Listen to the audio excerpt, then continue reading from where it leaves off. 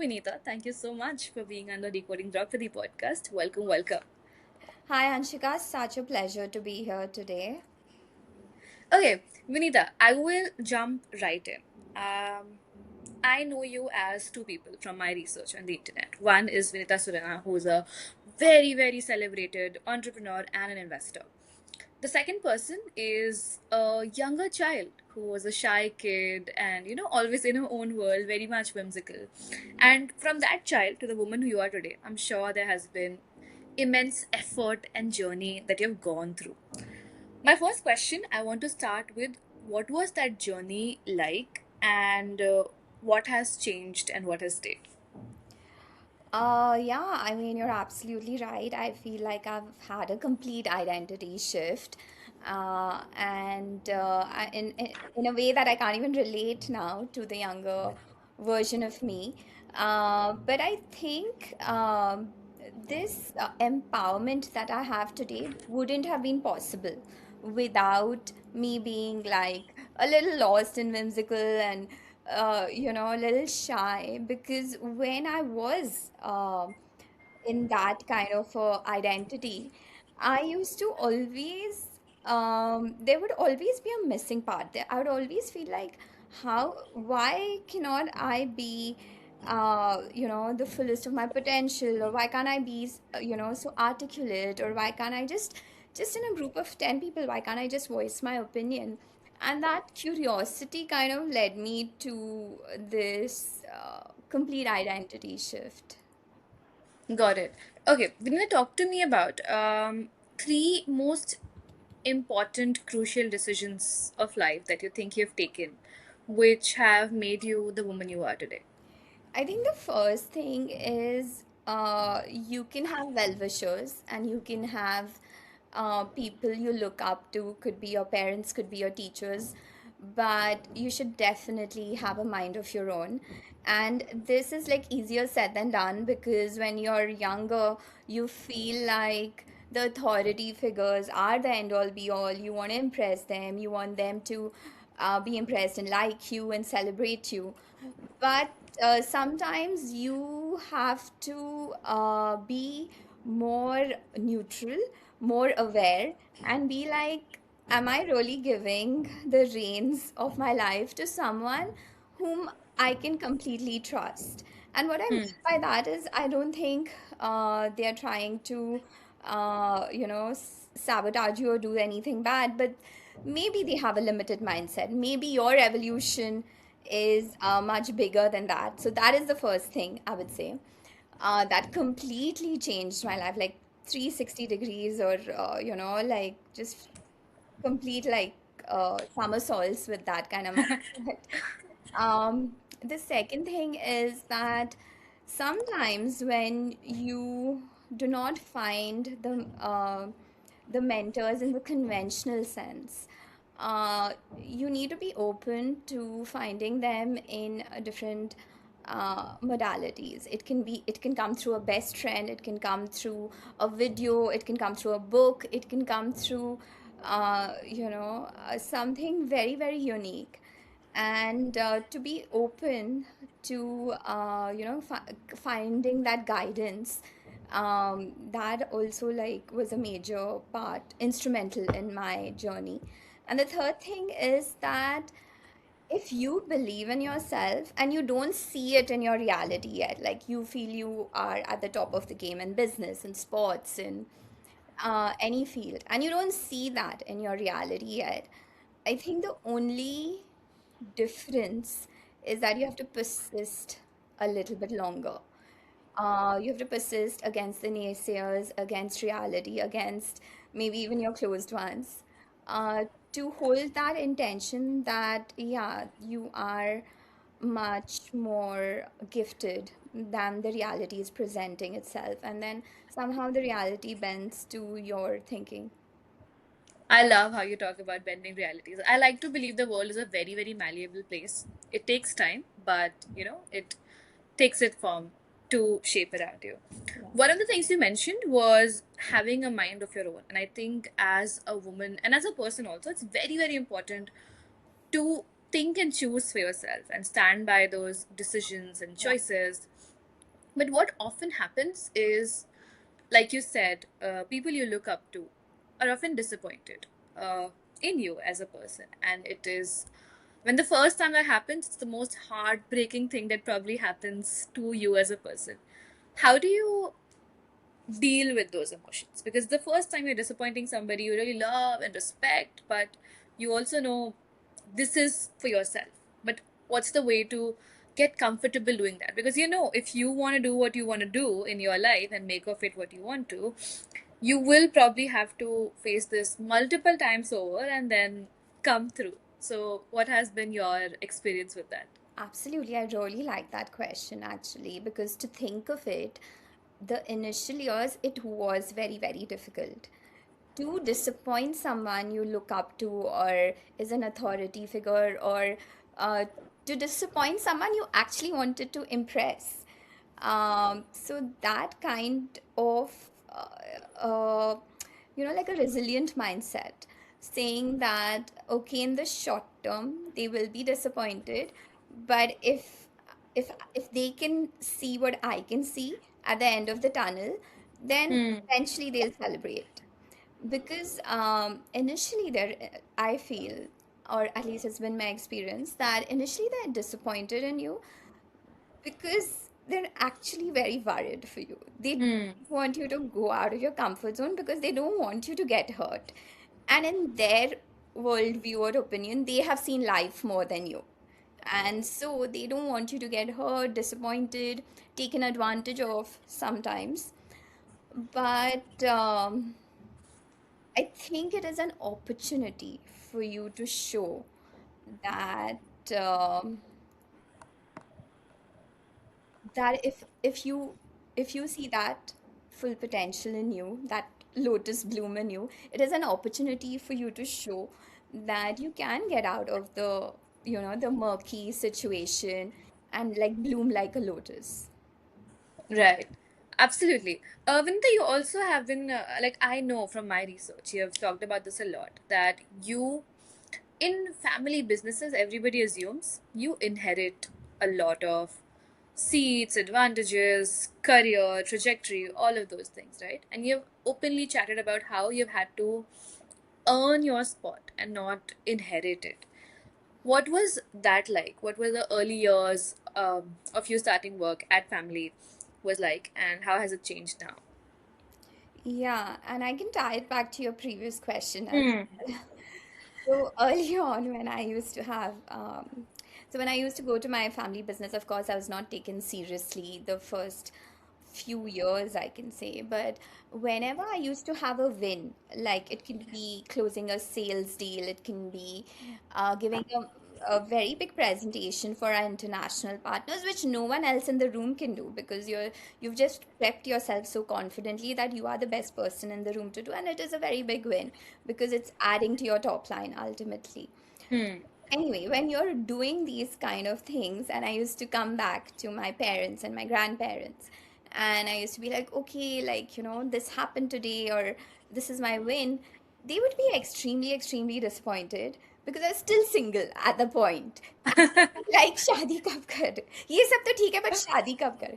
So that kind of, so in the initial years I was very confused. I was like, isn't that like a separate bucket than this? Isn't the success Hmm. of that is a separate thing than what I'm sharing today? And can we celebrate that for a moment? And so initially, like, it was a disappointment for them that I was choosing the less traveled path. I was going to office because none of the women in my family till then had been to the boardrooms, had been to office. So it was something that came very original to me, and I did not know it'll be so difficult when I started. I thought that, they will welcome me with arms wide open. But I think they again came from a very protective space of, in fact, I remember like even my grandmother used to say, like, don't become so competent that we don't find a guy for you. Oh. So, I mean, they came from that mindset of protection, but that limited who I was. Hmm. So, every time when something like that, or when my grandfather said, like, don't do engineering, you Yeah. know, it was like, why not? Like, so anytime like these kind of limited statements were made, I would always think that why can't I be like, successful and have a great guy as a companion? Right. Or why Yeah. can't I do engineering, or, take a stream which is dominated by men and still survive and still do, still contribute, make a dent in the ecosystem. So, Hmm. I really don't know where these original thoughts came from, because they was too original to me. They did not come from my family or friends. Correct. Yeah. Along the journey, I had a lot of people believe in me who weren't my family members, who are like, of course, like, why wouldn't you apply to the Ivy Leagues? Why wouldn't you do it? Hmm. Because if you don't get in, who will? So that kind of like really rewired my thinking, um, that I was originally born into. Hmm. So those were my initial years. Got it. Okay, I'm very, very curious. Why engineering? What drove you there? So I think I was in my 11th or 12th standard. I don't Right. remember clearly. And I was at that point, you're supposed to like plan for the next 4 years or next 3 years if you're doing commerce. And I had come home one day and I was, taking a decision on that. And my grandfather had said, like, I think you should do like arts, because Okay. women really like, it'll be a great addition Hmm. you, probably when you get married, or the kind of person you are. And I think that was so like, it was so surprising for me. I was like, why arts? Because when I used to hear in like in family gatherings and all, everybody would be like, oh, engineering is so cool, or being a doctor is so cool. So then why Right. are you suggesting me something The substantial? alternate thing. Right. Yeah. So, the thought that came to me at that point is, either he thinks that I don't have the brains to do it, or the Mm-hmm. capacity to do it, or he's asking me to take something which is very women oriented, and both didn't go well with me. Either it's like gender bias, or like my personal like Hmm. IQ level, whatever. So, I was like, okay, let's.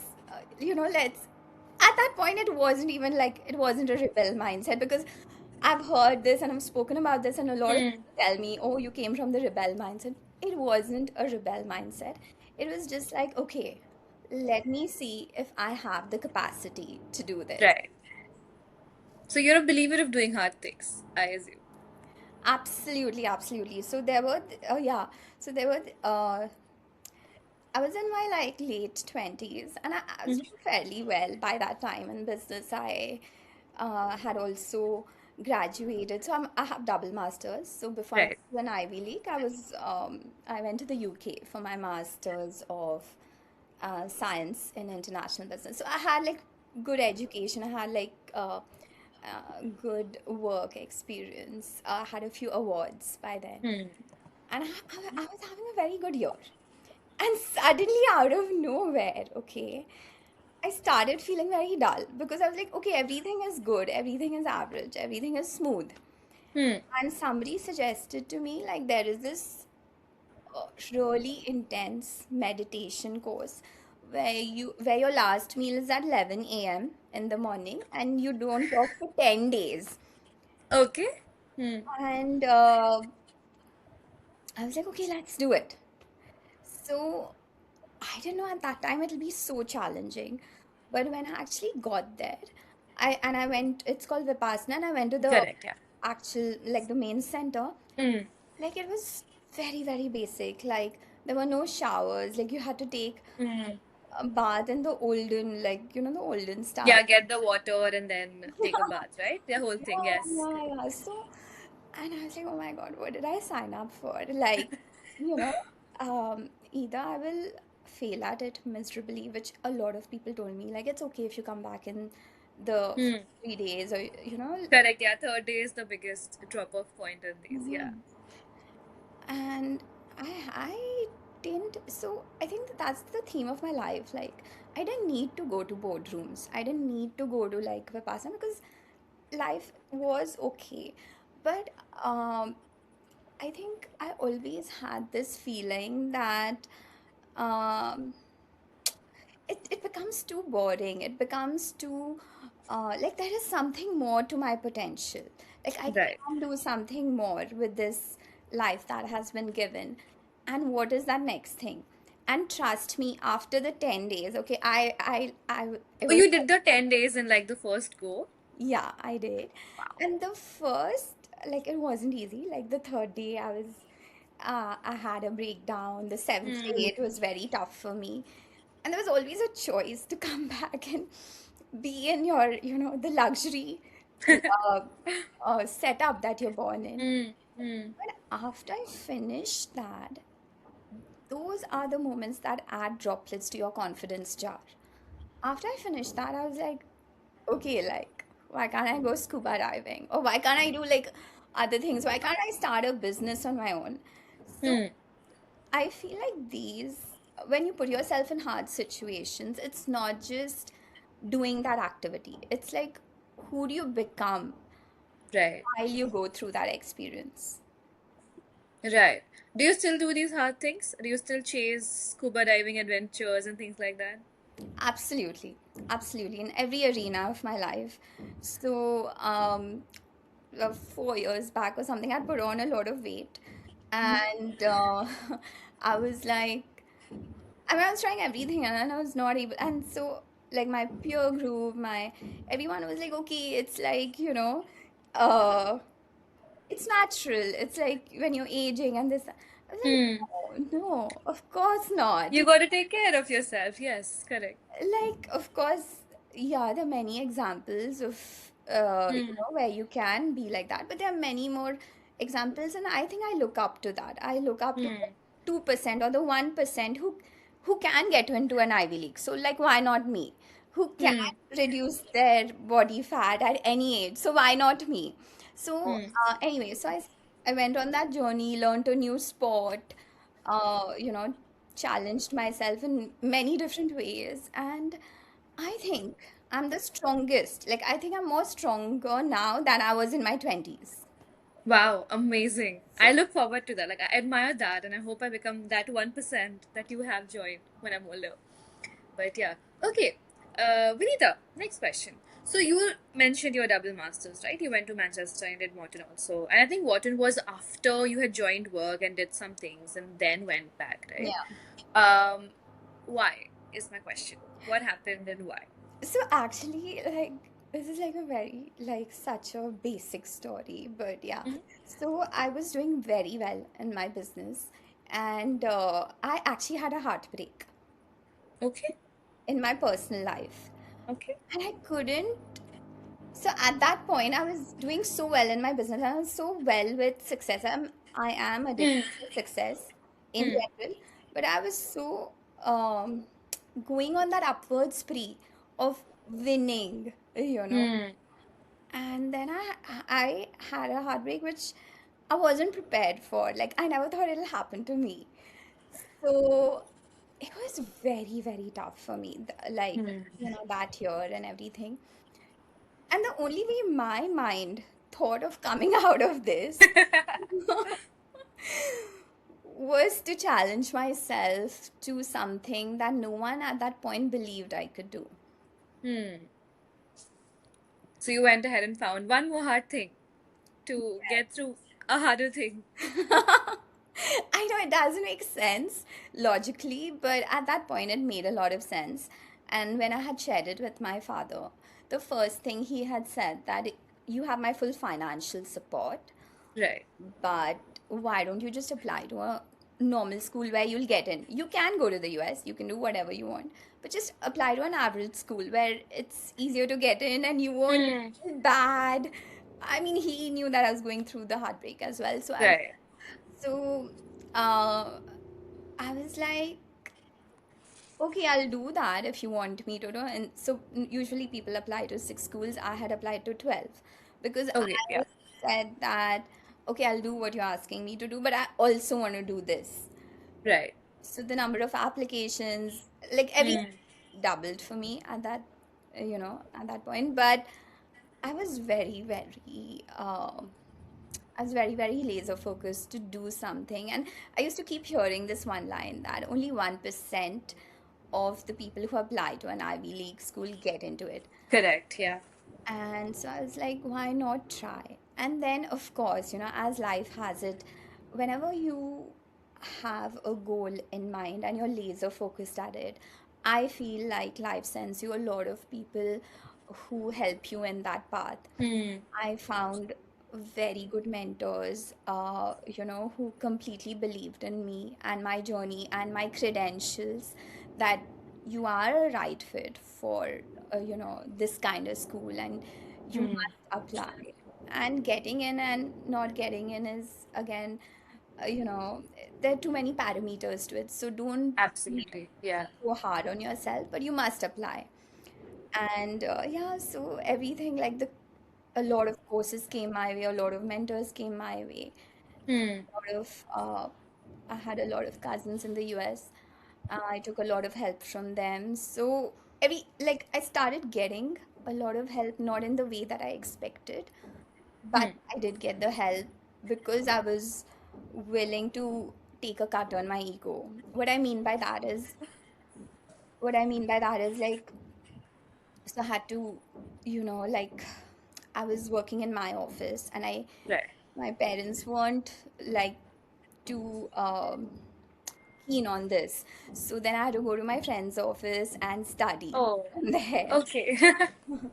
When I went to the US, so there are three parts to getting into an Ivy League school. There's an application and interview uh, round. Sorry, there's a The exams, the applications, and yeah. application and the interview. So when Right. I was doing interviews, I was sleeping on the like on my cousin's couches.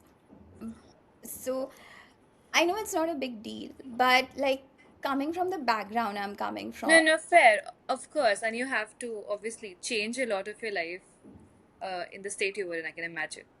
so I went through all that without a, Hmm. like, when my cousins would be like, hey, like, I know you're not used to this, but this is all we have. I'm like, I am most grateful for this opportunity. Like, thanks for Right. having me here. So, because my eye was on the goal. So the smaller things didn't matter. It didn't matter, like, sometimes if I had to, like, if I didn't have like a proper bed, or I didn't have like hot water, or Hmm. like too many mosquitoes or whatever. Those were like very small things compared to the bigger goal. Right. So, oh, that's amazing. Okay. Vinita, my next question to you is something very, very recent, which is Lion's Den, right? I am curious. You're also somebody who I know in your life and work go through a lot of good pitches and bad pitches. I want to understand, with all the investment that you do, and now that you have been on a show also about it, what have you actually learned about the gap between a good pitch and a good founder? And how often are they one and the same, and how often are they not? Yeah, no, that's a great question. Mostly, if a person is good at something or great at something, they are great everywhere. What I mean Right. is, like, their pitch deck is perfect, their financials are good, Hmm. um, their health is good, their mental mind frame is solid. Hmm. uh, they look at challenges when we go through the process of due diligence. Sometimes it takes 3 months, sometimes it takes 6 months. And normally you would see like someone with a weak mindset, a founder with a weak mindset, complain like, Right. you guys are taking too long, or like, this is not fair, or this is like. But when it's a strong mindset, they're like, please ask me the tough questions, please go and do, like, go wherever it's applicable, please go on the ground and ask my customers Right. how I'm doing. So that is a very winning mindset, because we have realized that if they are, positive, they're optimistic, they're ready to take on challenges, then tomorrow when the business evolves, the mindset will be the same. Hmm. Sometimes this is something which I've learned, very surprising for me actually, which I've uncovered in the last few years, is sometimes They are over smart.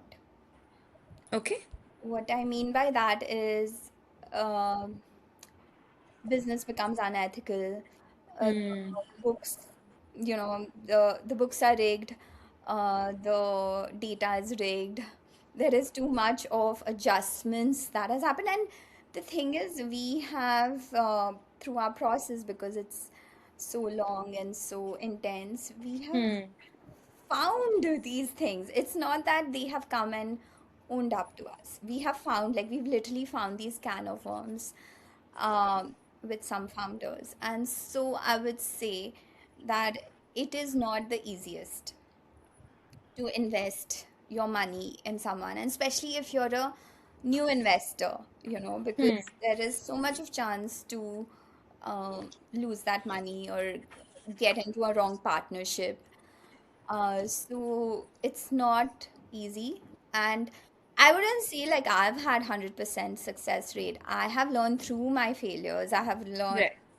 sometimes, through like going on that um vision of the founder and then not seeing the details. I have Right. I have lost a lot of money, but that was in the initial years. Because of that, I think I created systems and processes where I'm a bit more in the green right now. Hmm.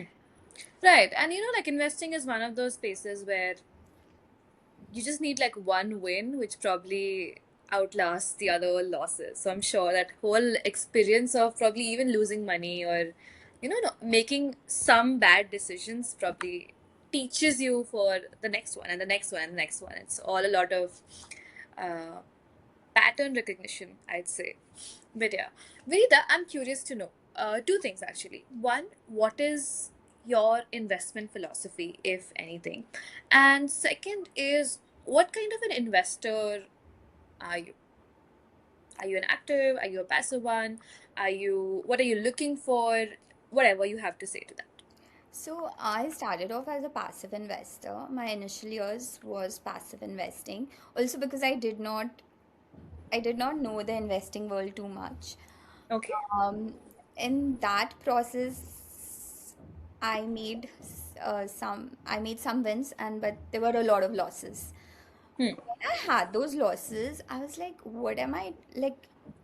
I needed that kind of reality check. Like, what am I doing wrong? Where am I going wrong? What can I learn more?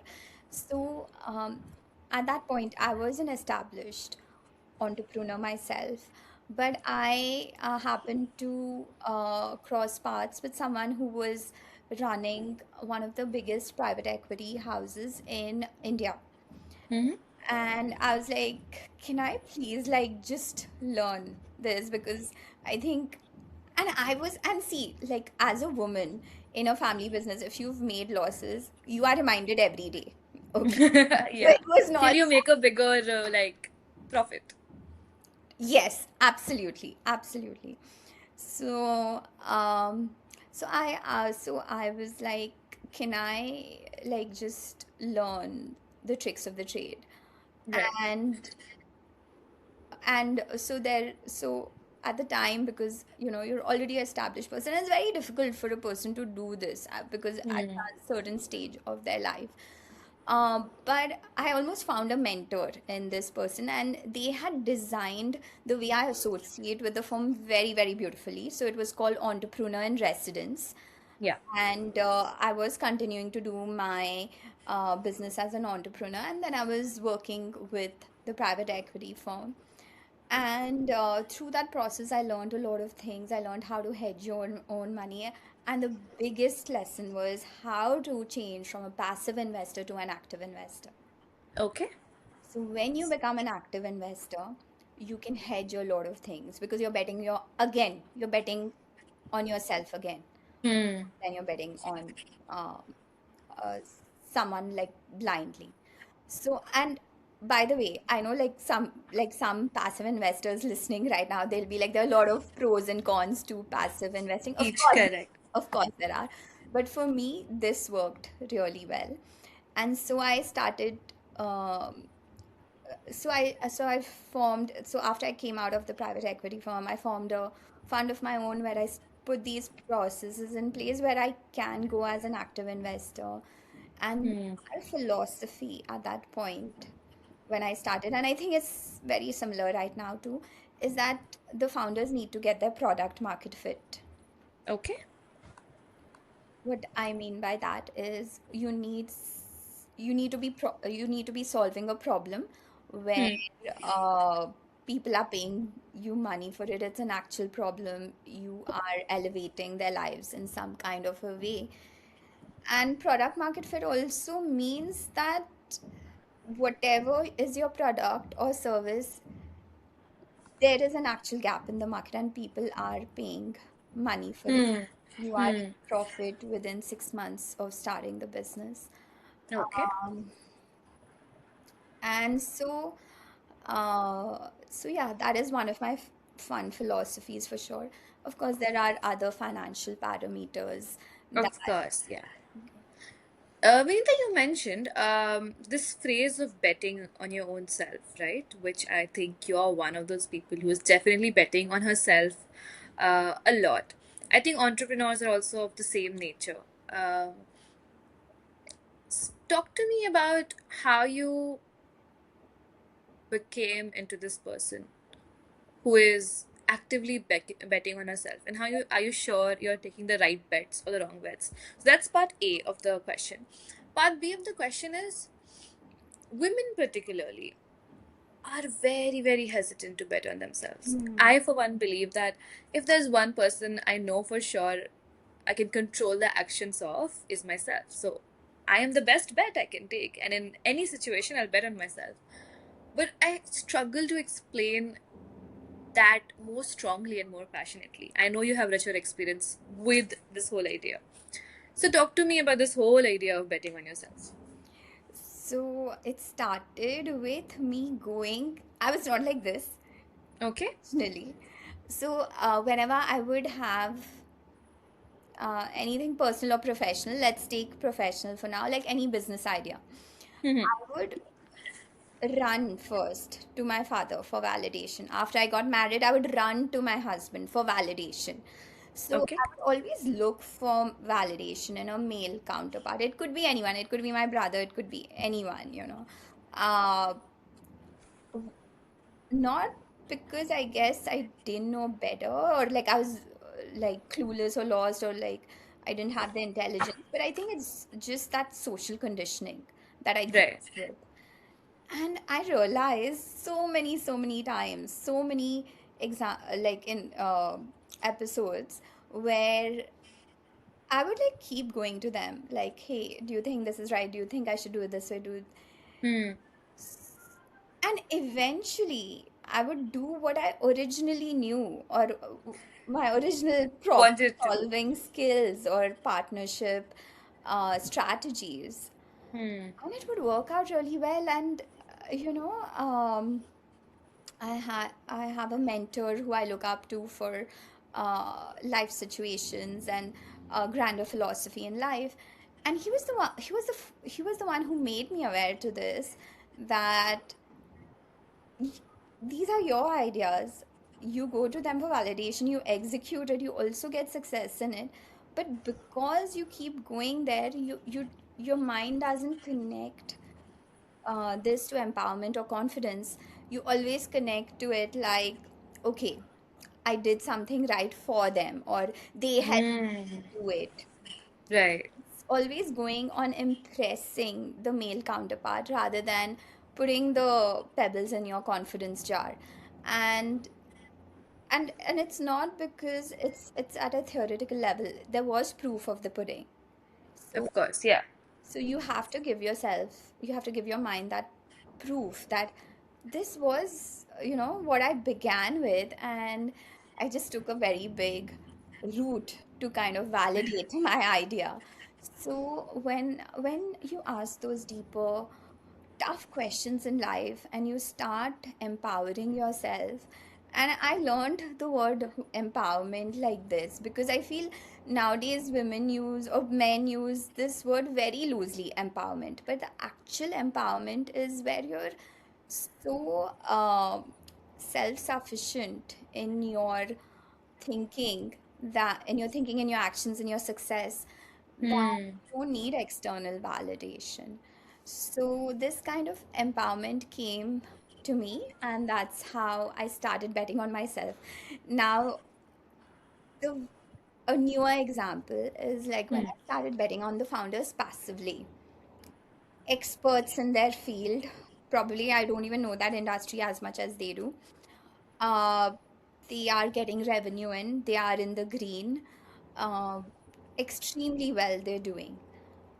But in the process, I realized that they're taking advantage of the investors. So nobody talks Hmm. about this. A lot of people talk about what the founders goes through, like Correct. Yeah. they become controlling, they become, they start dictating terms.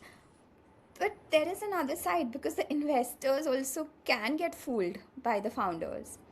There were many instances, but one such instances, we had a rev share model with a startup. Hmm. We were getting very good, consistent profits as part of our rev share every month. Okay. So I guess maybe a little leniency on our team or whatever. So the team was happy. Okay, we're getting good numbers. Hmm. 1 year, 12 months later, one of our auditors, one of our accountants in the audit team realized that they are actually whatever they're showing us, they're making like 50% more. And not reporting it to you in some shape or form, right? So we Hmm. didn't lose money, we were making money in that particular instance. Correct. It's just we were taking for a ride. So again, that Hmm. was a very passive investment. So that's when I realized that uh, I, it's better to bet on yourself. Yeah, and getting your hands dirty and knowing everything that's happening. Okay, I will reel it back into the previous question, which was about, investing. So you mentioned you like to work with post PMF founders and companies, right? And people who have seen their runway with money and have some customers coming through. That is one way. What are other ways as a business founder I could interact with you? Let's say there is somebody who's running a business, it's very, very early stage, or they have an idea, they have a prototype, they're figuring something out, they have this itch that, okay, this industry might be something. I know you don't directly invest with them, but is there some way they could work with you or test the waters with you? Thank you so much for asking me that question. That is something we've rolled out just this year. So it's been Okay. 5 years to the fund, and just this year, we have rolled out two more initiatives. One is where we go in as advisors, so we don't put in our capital Okay. out there. But if we see there is potential and if we really like the idea, they're solving or the founders sometimes. In a lot of my interviews, I've also said like first I go with the founder vibe check. So Right. you just like the founder and you know that even if the business pivots, this is a person I want to associate with. So Correct. in Yeah. those cases, my fund goes with advising them either for a sweat equity or uh, a retainer fee. Hmm. And the third way that we associate with the founders, which just has become my most favorite thing to do right now, is that we work with brands as brand ambassadors, promoting their brand on either on social media or on actual grounds. So my team does a lot of uh, activation events for them where in that one particular event we can boost their sales by like 5 to 600%.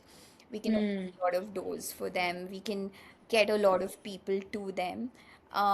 So the physical activation events is of course city specific. It's just um, limited to Hyderabad because that is where our circle of influence is, and it's very easy for them to get the paying customers. Uh, Right.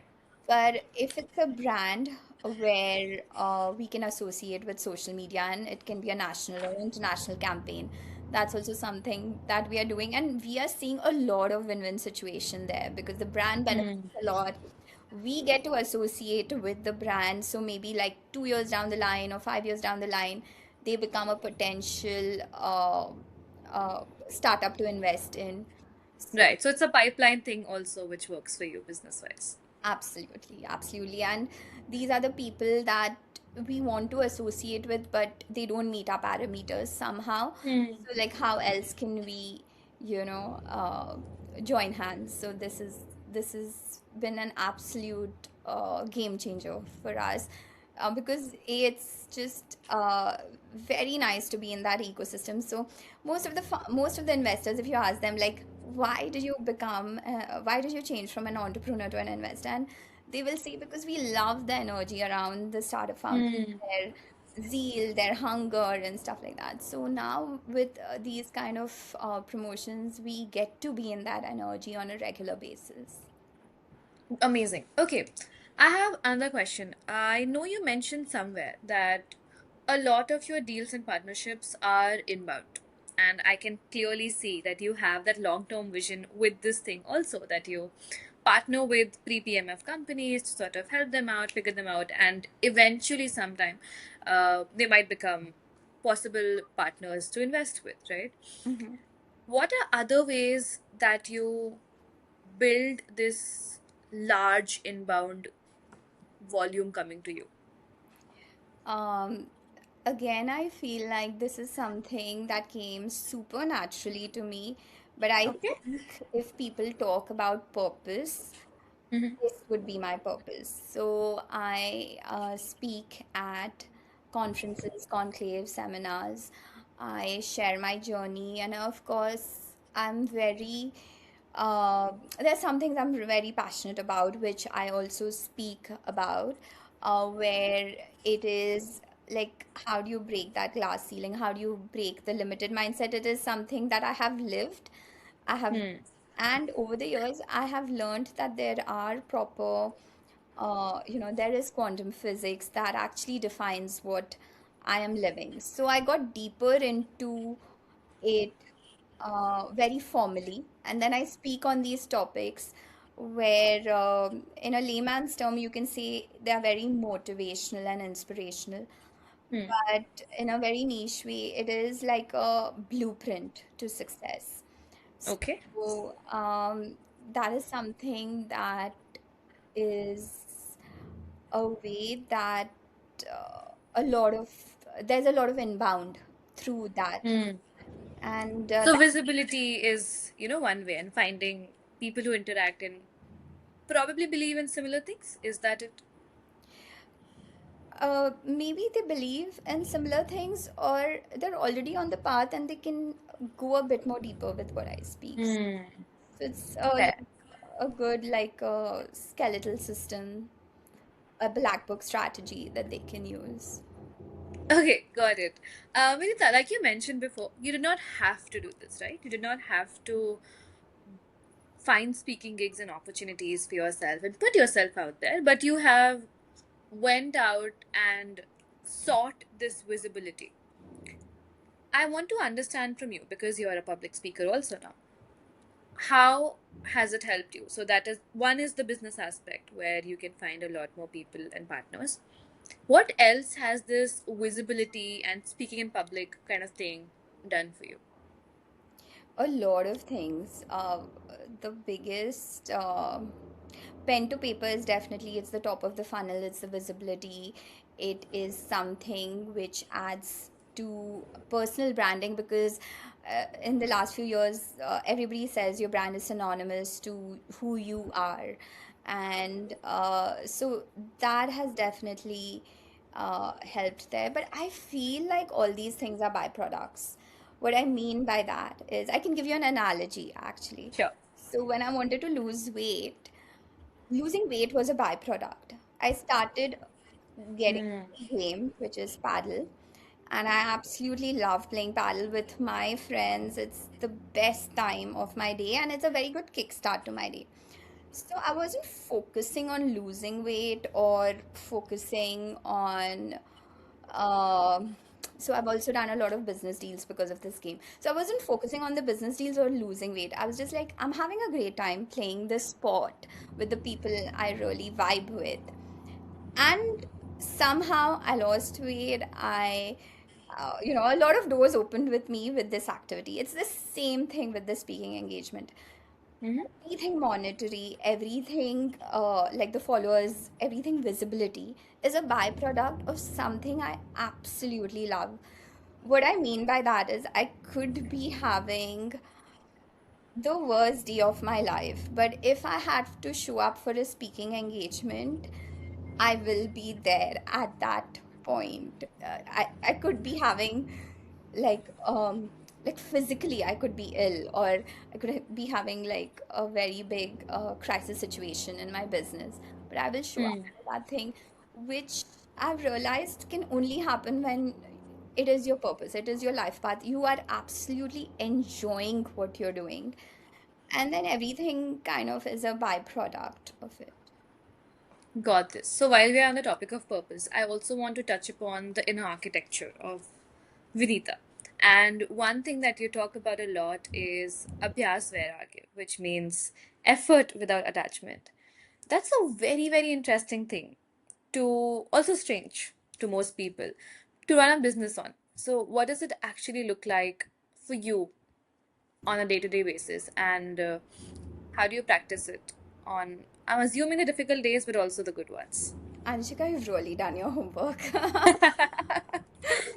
Yeah, it is a philosophy I live by, but it's so that is in the Yoga Sutras of Patanjali, but it is in every single text. It's the Bhagavad Gita says this in a different way.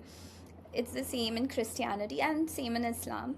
Basically, Hmm. it means that you put 100% effort in your actions and you are completely detached with the results of your actions. So the way you look at it in business is what is my effort, like I need to show up to office on time, I need to show up to Hmm. events on time, I need to whatever I'm building, whatever problem I'm solving, I need to try my best to win those deals. But Right. sometimes it falls through the cracks, sometimes I enjoy myself on the court. Sometimes I go to a speaking engagement and make an absolute fool of myself. Hmm. In those moments, if I start defining the activity, like, oh, I should have never been a speaker, oh, I should never Yeah. play this game of paddle, or oh, I should never start a business. In that time, if I start defining that activity, then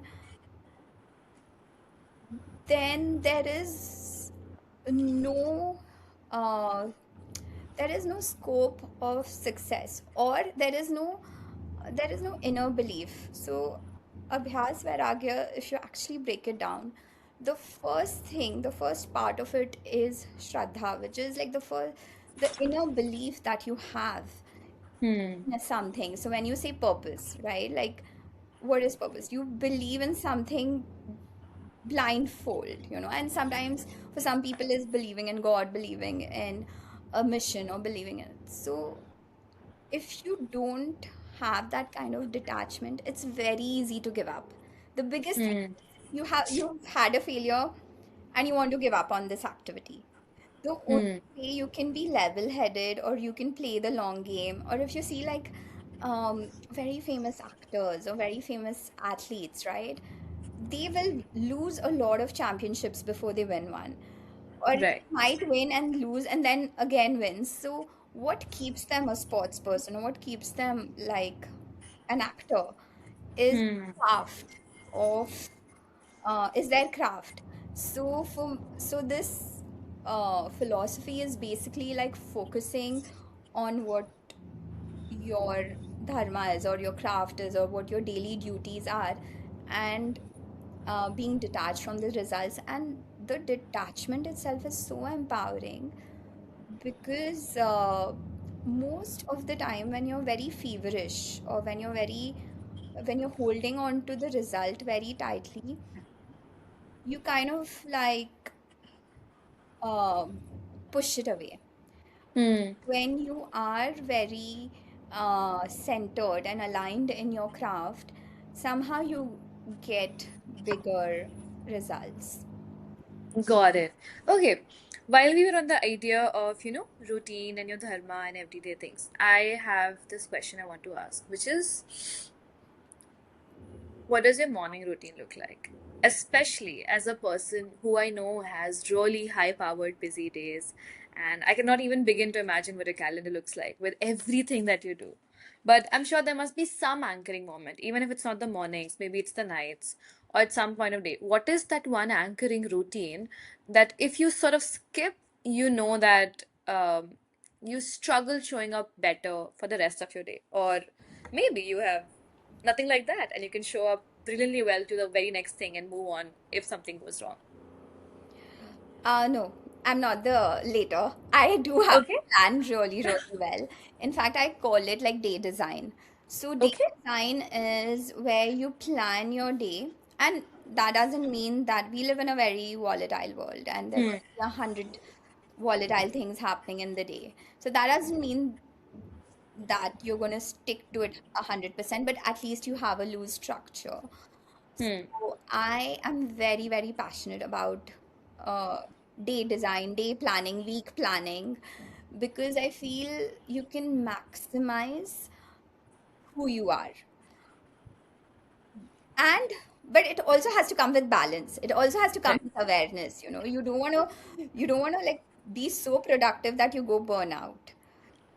In your day planning, you can also have a free flow, spontaneous kind of window where you give Hmm. yourself that room, like, okay, this is a place where it can be free flow. And but the beauty of day design is when you plan your day in a certain way, when you have your morning routine already set. What I mean by that is whether it's a Pilates class, whether you're playing a sport, whether you're just going to the gym or just doing yoga in your house, you have Hmm. a particular time. You have that slot for it. Then you can plan, okay, what's the next activity and what's sometimes when you don't do that, your day becomes a blur. And what Right. you were supposed to do in the morning, especially if you're working from home or if you're an entrepreneur where you have that flexibility, Hmm. it just like the morning just becomes afternoon. So having that is one that it gives you a bit of a structure. The second thing is I've learned this from Getting Things Done, which is a book that I really follow. Right. So when you do that, like, okay, I am in the car, I can make these phone calls, I can do Hmm. these things. When you have that chalked out, and when you come to your rest time, you are so happy, you're so satisfied with your day. Rather than after, like, after the day is over, like, oh, I should have done this, or I should have, use this time better.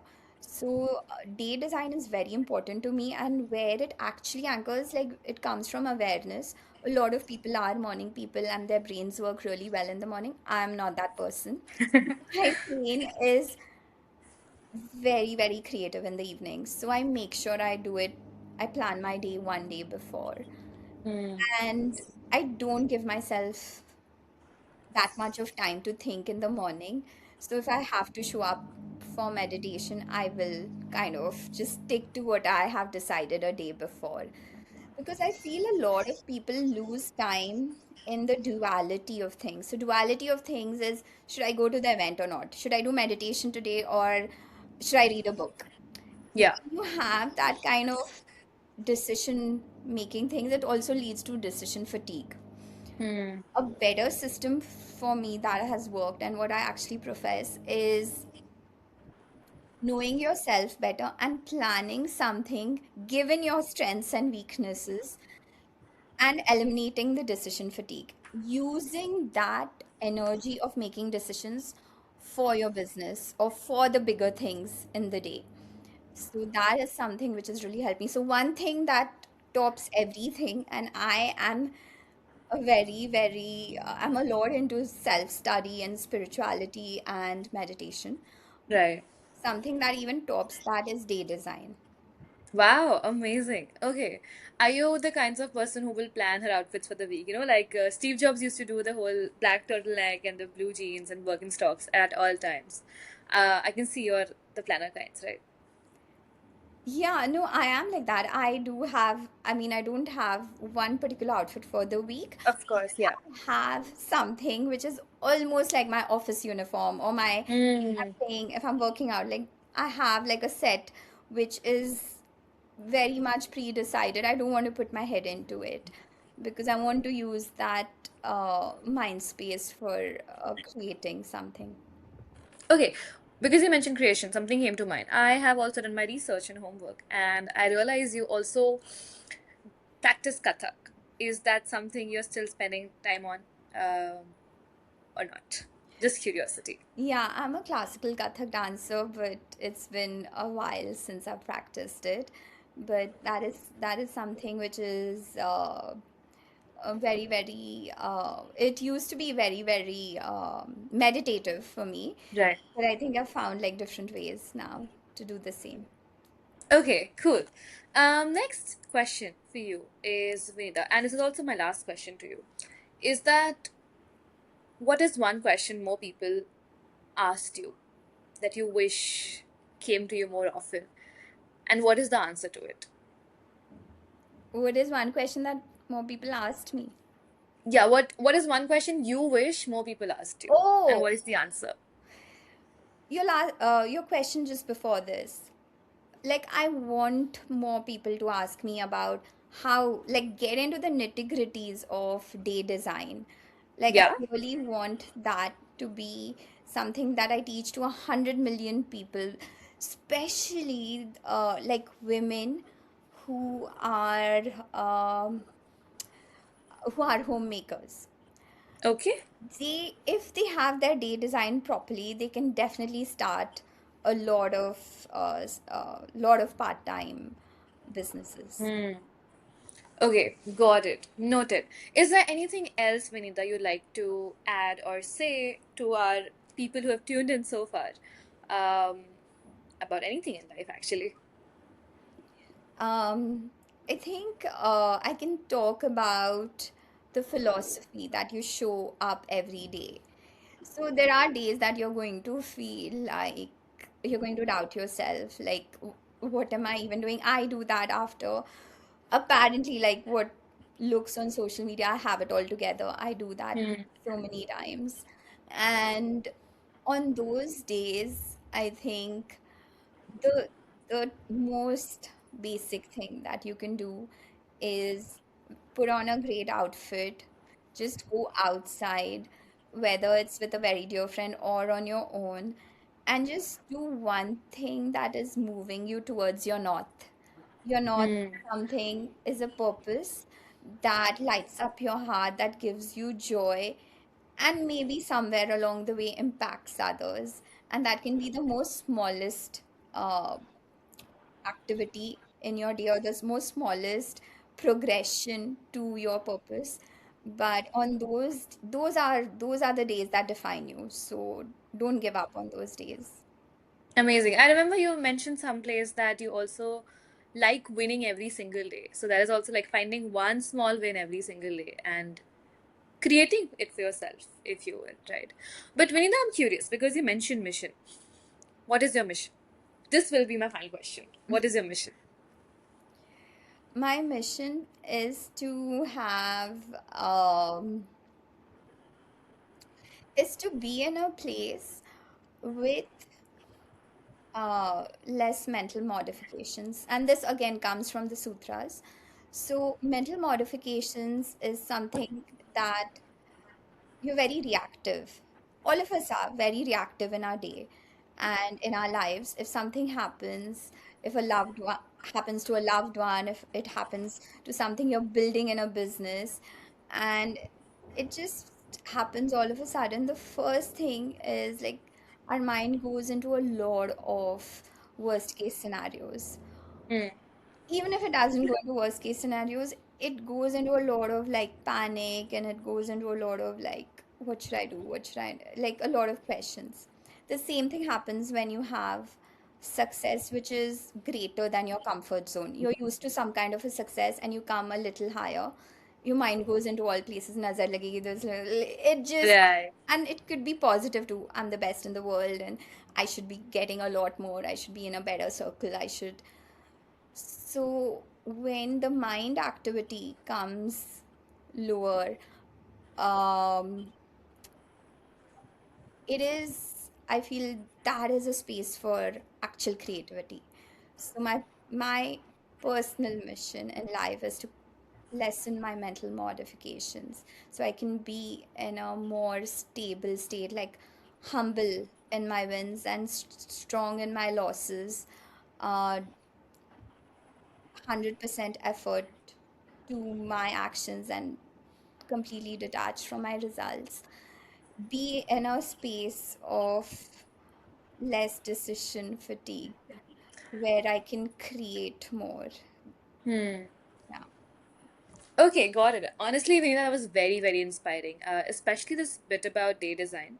I have started doing that and practicing that a lot. I do not want decision fatigue. I will plan my meals and, plan my outfits of the day and what am I supposed to do every single hour is slotted. And realize I have more energy. I may not have more time, but I can bring more of myself to my days. And that has came out beautifully well. And you spoke really, really strongly. And you're a stronger pudding with the proof for it. So I'm glad we chatted about that. But Vinita, thank you so much. This was a very, very lovely conversation. I took a lot of notes. If I can show you, I have 6 pages worth of notes while we were talking. So, yes, thank you so much for all of this. Thank you, Anshika. And what you're doing is so cool because I have been to a lot of podcasts, but the way you bring out the substance, the depth in a conversation, it's amazing. More power to you, and I hope you keep continuing to do this with a lot more people. I'm glad. Thank you so much. I really appreciate it.